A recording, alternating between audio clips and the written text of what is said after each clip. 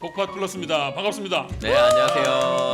소개하겠습니다. 네, 저는 다랑어입니다. 저는 미미입니다. 저는 화평맘입니다. 네, 옷장입니다.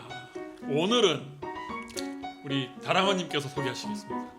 예, 제가 오늘 가져온 책은 신간이고요. 오직 고통당하는 하나님만이라는 책 제목입니다.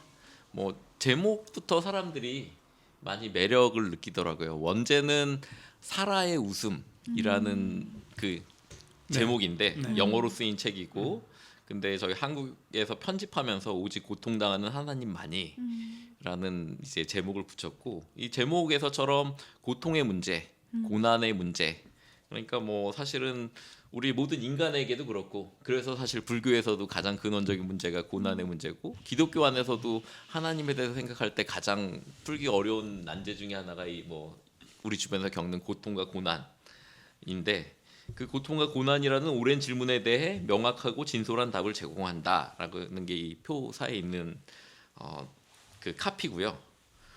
그리고 이 책이 어떤 책인가 좀 설명하자면, 사실은 고통과 고난이 많기 때문에 그런지 사실 책들이 굉장히 많아요. 근데 그 중에서도 이 책을 좀 잘 설명할 수 있는 것들을 저는 그 문구를 추천사에서 찾을 수 있다고 생각하는데, 김진혁 그 횃불 트리니티 신학대학원대학교 교수님께서 추천사를 이렇게 써주셨어요. 고통과 악의 문제에 관한 좋은 신간이 더는 나오기 힘들지 않을까 하는 회의적 생각과 함께 지난 몇 년을 보냈다.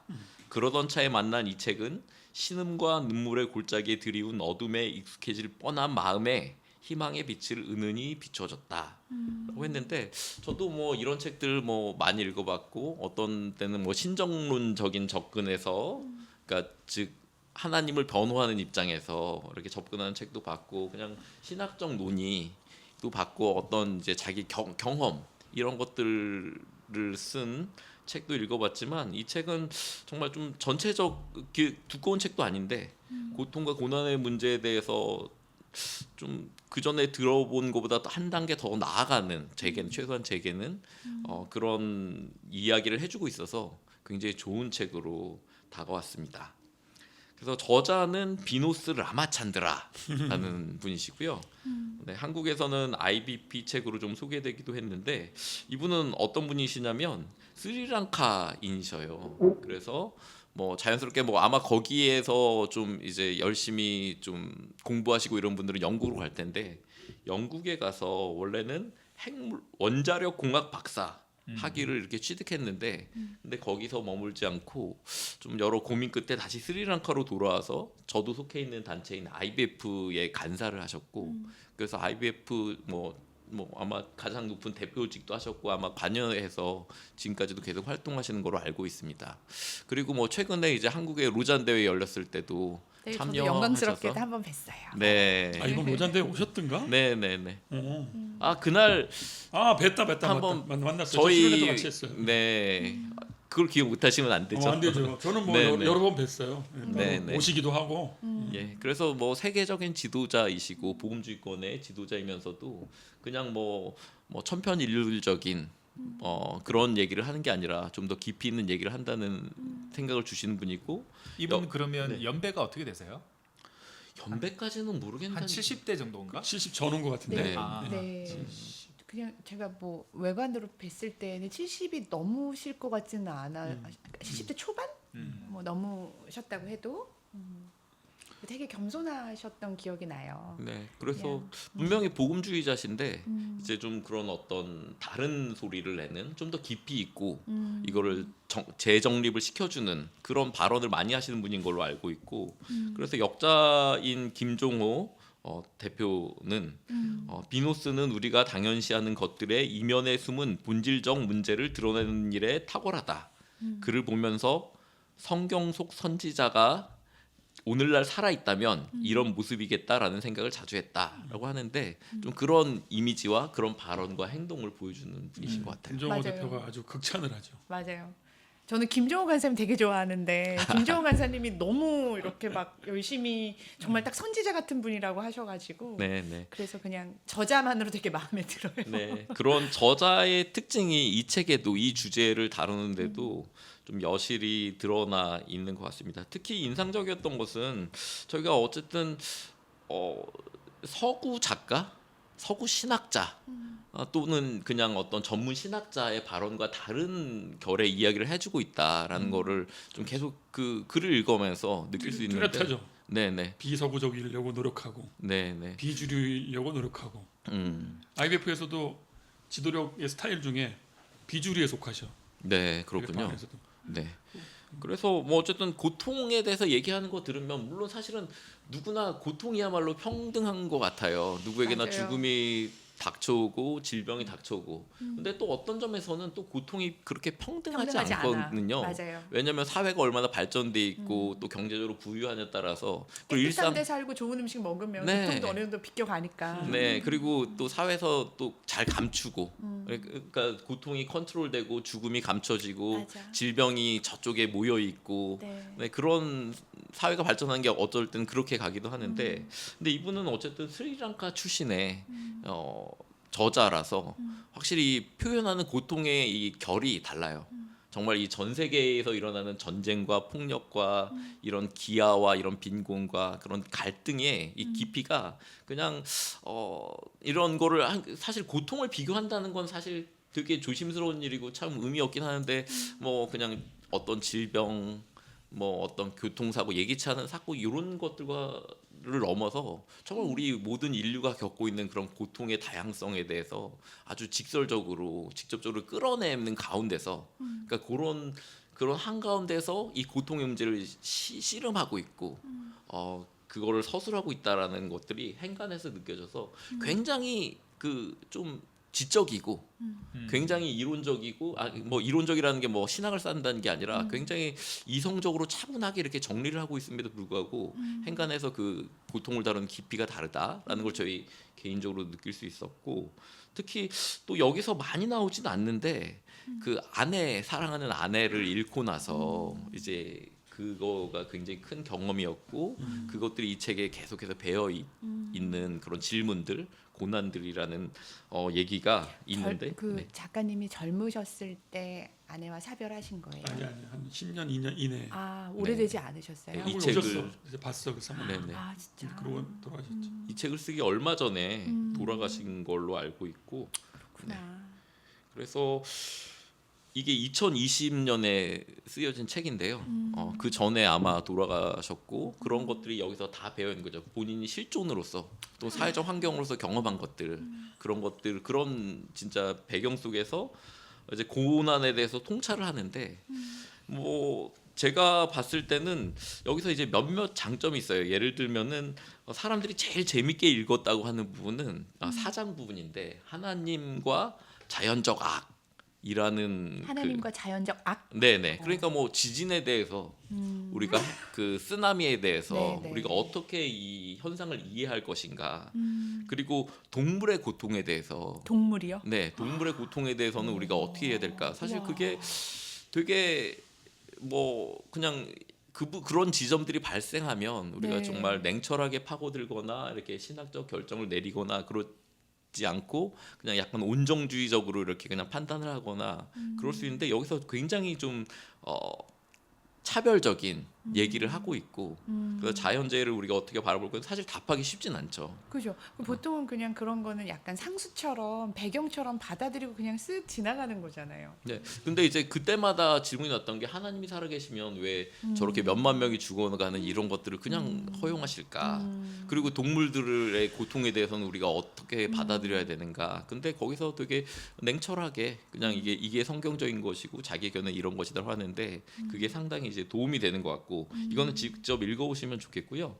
이 사장이 가장 재밌었다고 하는 부분이 많은데 어쨌든 이 제목에서도 볼 수 있듯이 오직 고통당한 하나님만이 라는 제목에서 볼 수 있듯이 결국은 하나님이 고통받으시는 하나님이시고 특히 예수 그리스도를 통해서 고통을 받으셨기 때문에 우리가 함께 하시는 분이고 또 그 고통의 의미 있음을 우리에게 보여주시는 분이고 거기에 함께 하시는 분이다 라는 이야기를 해주는 것이 이 책의 어떤 특징인 것 같습니다. 이게 사실은 굉장히 좀 위험한 발언일 수도 있는 게 전통적으로 하나님은 전지전능하시고 그렇기 때문에 고통을 받을 수 없다. 그리고 하나님은 변화하시지 않는다. 그리고 뭐 이제 그런 여러 질문들이 있는데 그것들을 지혜롭게 또 신학적으로 성경적으로 잘 극복하면서 하나님이 고통받으신 하나님이고 그래서 우리 삶에 그게 어떻게 의미로 주어지는지를 잘 설명해주고 있어서 우리가 정말 위로받는 거는 단순히 뭐 이렇게 옆에 있어주고 이렇게 다독다독 해주는 거 정말 중요하죠. 함께 울어주는 거 중요하지만 어쨌든 우리가 이해하는 게 중요하거든요. 이해하는 게 중요하고 하나님이 어떤 분인지 또 아는 것이 또 우리 그리스도인에게는 큰 도움이 되는데 이 책이 그거를 아주 잘 설명하고 있어서 좋은 것 같습니다. 그래서 뭐 어쨌든 전반적인 기조는 이게 계속해서 반복하는데 기독교 교회에 어쨌든 이런 그 고통과 고난을 접하는 방식의 가벼움에 대해서도 이야기를 많이 해주고 있어요. 그래서 탄식을 감추려고 하고 뭐 우리 교회는 주일을 모여서 흥겨워야 되는데 맞아요. 뭐 이런 분위기로 가면 안 된다. 왜냐하면 항상 기뻐하라, 범사에 감사하라 그런 강박이 있잖아요. 네. 맞아. 그래서 그런 것들에 대해서도 하면서 이제 왜 성경적으로 탄식은 왜 중요한가? 탄식이라는 게 왜 우리 삶에서 중요한가? 애통하는 자는 복이 있나니 우리 주님은 그렇게 말씀하셨지. 네. 근데 바울은 항상 기뻐하라 그랬지. 뭘 해야 돼? 뭘 해야 돼? 울다 웃다. 그래서 그것도 있잖아요. 우는 자들과 함께 울고 우는 자들과 함께 웃고 다 있네, 다 있어. 네. 뭐 사실은 그 성경도 그렇고 우리 믿는 신앙은 되게 그런 약간 모순적이고 그렇지. 파라독스적이고 이것도 저것도 해야지. 다 이렇게 있기 때문에 저희는 도리어 가치가 있는 것 같아요. 쉽게 설명되지 않은 것들. 그래서 1장에서는 그런 성경 탄식에 대한 성경적 전통 그러나 이제 현대교회가 얼마나 탄식을 무시하나 이런 것들에 대해서 얘기하고 있고 그리고 두 번째 장에는 이제 뭐 고통 고난하면 뭐 피해갈 수 없는 욥기에 대해서 또 풀어주고 있고 길지 않아요. 근데 여태까지 뭐 구티에레스라든지 욥기에 대한 수많은 해석이 있었는데 그런 것들 다 참조해서 그리고 이분의 숙고를 통해서 그 욥기가 결국 우리에게 고난에 대해서 얘기해 주는 게 무엇인가 얘기해 주고 있고 3장에서는 하나님이 고통받는 하나님이다. 제가 이 책의 핵심 주제일 거라고 보았던 그것에 대해서 하나님의 눈물이라는 제목으로 뭐 거기 소제목만 봐도 예언자들과 하나님의 고난, 예수와 하나님의 고난, 그리고 고난과 함께 살아가기 이런 것들에 대해서 설명해주고 있고 마지막 5장은 부활에 대해서 이야기하는 거죠. 부활에 대해서 얘기하는 게 여기서 되게 인상적이고 제가 줄을 걷던 부분 중에 하나가 부활이 자꾸 이제 그 어떤 마법적이거나 승리주의적인 걸로 교회가 활용한다. 그러니까 뭐 부활을 하니까 우리는 다 문제가 없어. 그리고 예수님이 부활하셨는데 우리도 부활한 삶을 사셔야지. 완벽하고 궁극적인 승리. 네, 뭐 그렇게 하는데 5장 제목이 미래의 시제거든요. 그래서 예수님의 부활은 하셨는데 그것이 우리에게 소망이고 그것은 미래의 일이고 그럼으로써 교회는 현재의 고통과 고난 속에서 그렇지만 부활의 소망을 잃지 않으면서 그 길을 걸어가야 된다. 이런 이야기들을 해주고 있습니다. 그래서 뭐 시간이 많지 않아서 이렇게 뭐 간단하게 이야기했지만 김진혁 교수가 사실은 얼마나 이 신학에 대해서 깊이 있는 분인데 굳이 이분의 권위에 좀 의지해서 네, 말하자면은 그 어떤 그런 어두움에 익숙해질 뻔한 마음에 어떤 새로운 희망의 빛을 비춰주는 그런 책이라고 할 수 있습니다. 김일께서 저기- 추천을 하는구나.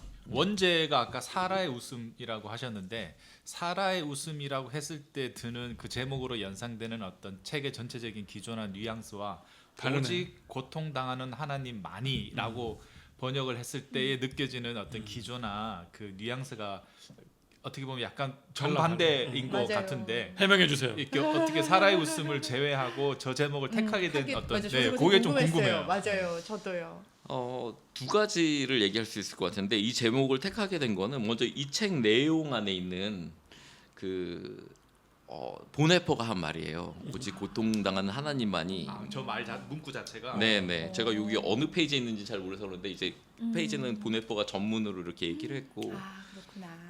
그래서 어쨌든 저희가 이 책을 소개하는 데는 그냥 사라의 의문이라는 좀 다의적인 해석이 가능한 그리고 사람들이 직관적으로 이해하기 어려운 다시 또 이삭의 탄생으로 가야 되고 또 이제 그걸로 다 돌아가야 되니까 그거보다는 이 좀 고통당한 하나님만이 우리 하나님이시고 우리와 함께하신 하나님이고 또 우리를 이해하신 하나님이다. 뭐 이런 것들을 좀 드러내고 싶어서 결국 여러 고민 속에 이제 그렇게 방향을 잡았고 그렇지만 저자는 이 사라의 웃음이라는 제목이 굉장히 중요하고 그래서 이 서문에서도 뭐라고 밝히고 있냐면은 이 책을 끝까지 읽으면 이 왜 제목이 사라의 웃음이었는지 알 수 있을 것이다. 그래서 약간 미스테리하게 남겨놔서 저도 여기서 스포하지는 않도록 하겠습니다. 이게 또 스포거리야. 네. 그래서 심지어는 저희가 저자한테 이거 좀 서문을 써달라. 그런 여러 내용 중에 하나가 이게 1장부터 좀 약간 불친절하게 쓱 들어가거든요.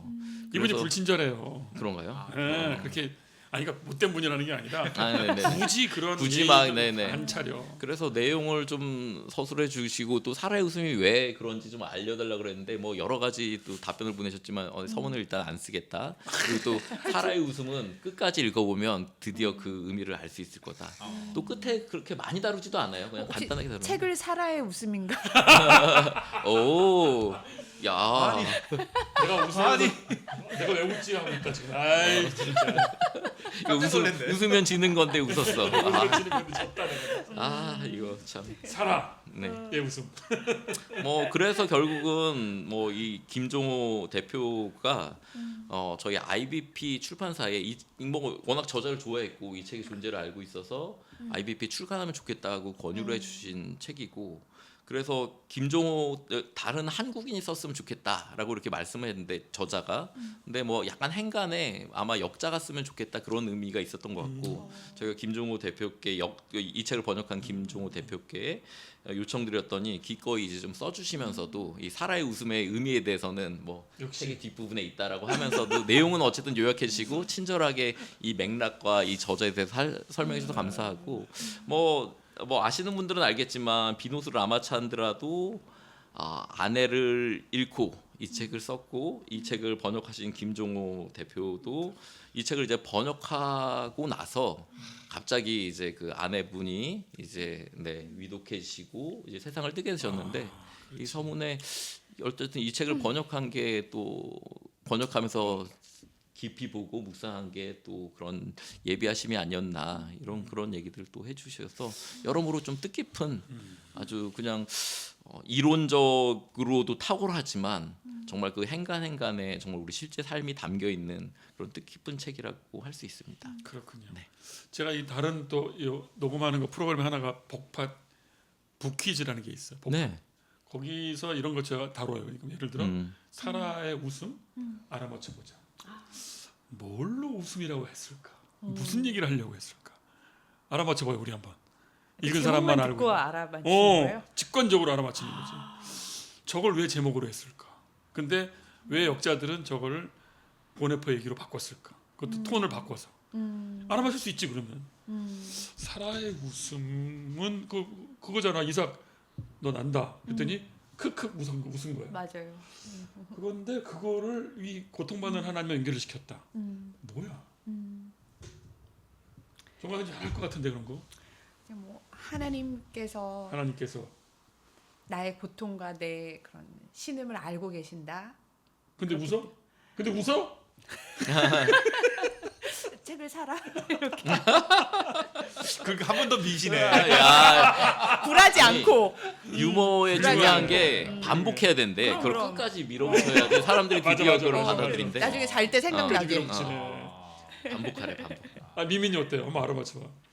저는 그냥 사라의 뭘 웃음이라고 했을 때 결국 이제 그 사라가 어떤 자식을 못 낳는 불임, 본인 개인의 수모, 뭐 이런 것들에 대해서 하나님의 어떤 결국은 소망을 주셨을 때 약속을 하셨을 때 근데 푹이잖아. 푹 이게. 네, 그게 그 본인의 충분히 그 못 믿는 약간의 반신반의의 표현일 수도 있고. 그렇지. 반신반이지 웃음이. 예, 그 반신반이라 할지라도 어쨌든 하나님의 약속은 결과적으로 이루어졌으니까. 그러니까 우리의 웃음에 해당하는 사라의 웃음에 해당하는 우리는 그 하나님의 최종적인 그 소망의 약속을 반신반의 할지라도 결과적으로는 그것이 이루어진다는 저자의 어떤 그런 건가 저는 그렇게 상상을 했었어요. 대단한 대반전 그거 아니죠?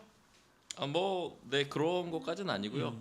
그냥 뭐 답은 말하지 않겠고 이 책의 185페이지에 주 1번에 이 왜 제목이 사라의 웃음인지에 대해서 뭐 좋아. 네, 케제만은 이런 의미로 얘기했는데 케제만의 이야기로. 네, 자기는 이런 의미다. 뭐 이런 식으로 이렇게 있는데 이 책을 사서 네, 사라. 좋은데? 사서 책 선전 좋은데? 예, 답도 어딘지 제가 알려드렸으니까. 궁금하다. 근데 앞에서부터 읽어가야 된다고 하니까. 이야. 근데 결코 이제 후회하지 않는 독서가 될 거고요. 그래서 지금 근데 책 제목을 네. 잘 뽑으신 것 같아요. 오히려 예, 그러니까 어떤 것들은 제목만 봐도 위로가 되는 책, 뭐 제목만 봐도 격려가 되는 책 이런 거 있잖아요. 그래요. 근데 그 제목이 뭐 실제로 뭐 그 내용이 일부라고 할지라도 좀 뭐 신학적으로 논란이 있고 어떠고 이런 것까지는 뭐 잘 모르겠고 저는 그냥 하나님이 고통을 당하시는구나, 그리고 오직 고통 당하시는 하나님만이 뭐 나를 아신다, 뭐 이렇게 하면 그 자체만으로 저도 그런 것 같아요.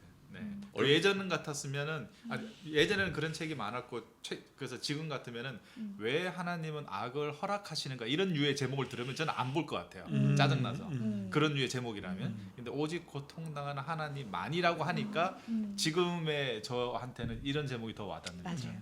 아까 얘기했듯이 우리 기독교의 정통 교리는 하나님은 고통받지 않는다. 그러니까. 뭐 그런 약간 좀 승리주의적이고 하여간 뭐 강력한 힘에 뭐 이런 거였다면 그렇지 않다. 하나님은 이런 분이시다를 우리에게 잘 설명하고 부제는 이거는 그 원서를 그대로 따라간 거로 제가 기억하는데 의심, 눈물, 기독교의 소망.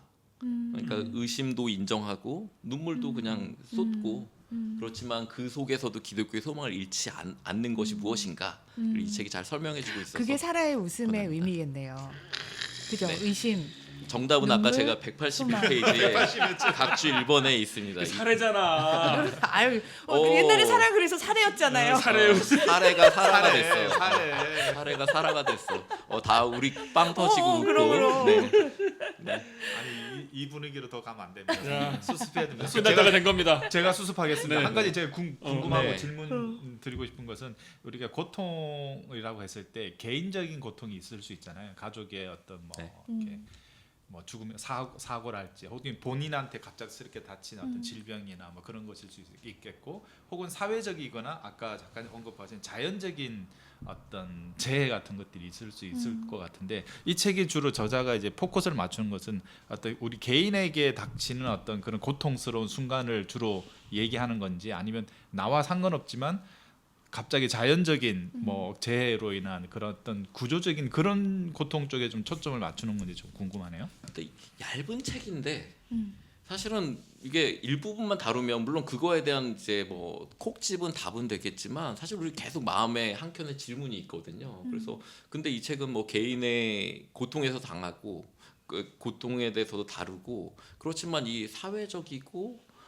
그리고 실제로 어떤 자연재해와 동물의 고통 이런 거에서 얘기했지만 사회 구조적인 악에 대해서도 충분히 다루고 있고 네 그런 것에 대해서 우리가 그리스도인으로서 어떻게 이해해야 되나 해서 다 다뤄주고 있는 그래서 종합적으로 이해하면서 어쨌든 각자가 결론을 낼 수 있게 도와주는 그런 책이라고 볼 수 있습니다. 네. 사실 그 비서구권 학자가 쓴 거를 우리나라 사람들이 멈칫하는 느낌이 있어요. 딱 맞아요. 백인이어야 맞아요. 되는데 이분이 그렇지 않거든. 근데 이제 그 격조가 특별한 격조 있는 분이야.